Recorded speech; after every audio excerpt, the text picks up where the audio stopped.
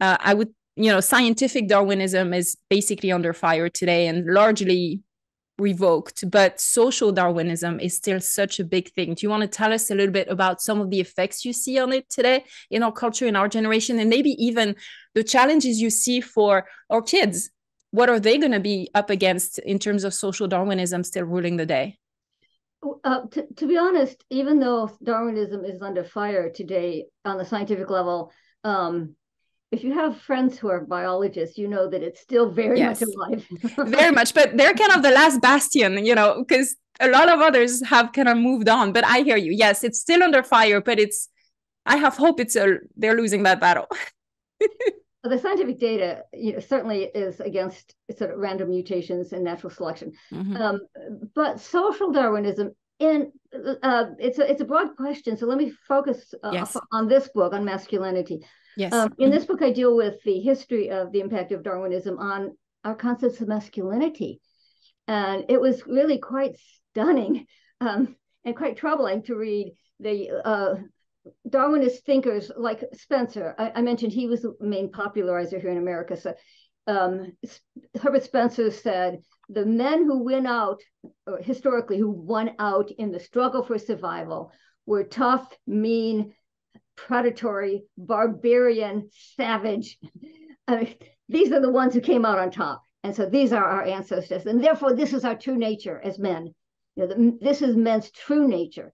And yes, there's a thin veneer of civilization. That was their favorite phrase. There's a thin veneer of civilization over it. But to be truly men, we need to get back in touch with the beast within.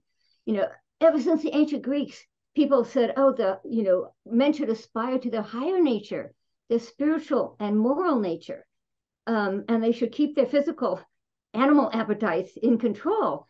And so this was a dramatic reversal when leading thinkers began to say, no, our true self is the animal instincts, the impulse for power and domination and winning the struggle for survival. And, this is our true nature. And civilization is something that holds us back. We really need to get back in touch with our inner animal. This is when books like Tarzan were very popular. Remember, he had about 50 books in the series. And the whole point was, because he was raised by apes, he was raised in the wild, he had not been subject to the painted, by civilization. The debilitating impact of civilization. And so that's one reason those books were so popular. In fact, the son of the author said explicitly that we're trying to figure out what it means that we are part of the animal world. That we have no higher spiritual goal, but we're part of the animal world. And then you'll love this. So then you ask someone like Spencer, if men are naturally barbarians and savages and predators, how do women get along with them? And he said, well, it would help if they developed the ability to please. And then he added, I'm shaking my head here. This is not taught in your science classes on Darwinism. And then he added, it would also be good if they learned to hide their distress at bad treatment. So this is the message of Darwinism, apparently, is men are naturally savage and barbarian, and women need to hide their distress at being so poorly treated. And you wonder where this and if you push that, the logic is the women who survived, or ancestors, are the ones who learned those traits. Therefore, women would technically be inferior if you follow the logic, both intellectually, well, in terms of physical strength, that's a fact, but like all of the other, they would not be intellectually able to resist that, because by definition, only the weak ones would be the stronger ones in that case, because they would be the ones who survive. And so it promotes pretty strong anti-women views, which, if I may, sound like some very fundamentalist conservative views some days, don't they?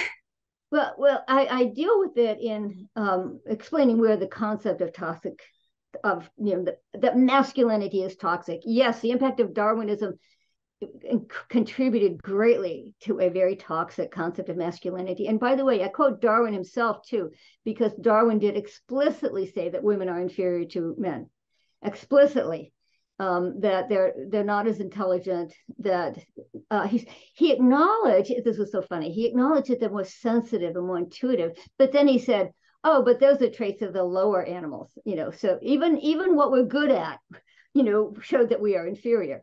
So Darwinism definitely contributed to the notion that men are toxic. And your point about fundamentalism, let me put it this way. Well, men who are not thoroughly grounded in the scripture will pick up on the secular definition. So it's not that they're getting it from scripture, which Absolutely. is what critics would say, right? Critics of Christianity would say that Christian notions of masculinity, lead to patriarchy and dominance and power and so on. No, the ones who are actually the most toxic in the Christian world, and we can talk about the actual sociological data showing this, are more nominal Christian men who are picking up their concepts of masculinity from the secular world, which is one reason we need to know what the secular world is saying. We need to know the impact of Darwinism because it seeps into the church. And now, a brief message from Gospel Spice. Did you know that Gospel Spice has a library of in-depth Bible studies available online for free? Discover our previous podcast studies on your own or with friends, and enjoy exclusive content that includes listening guides for each teaching episode, study questions, verses to memorize, tips, and more. Just visit gospelspice.com and click on the Studies tab. Now back to the podcast.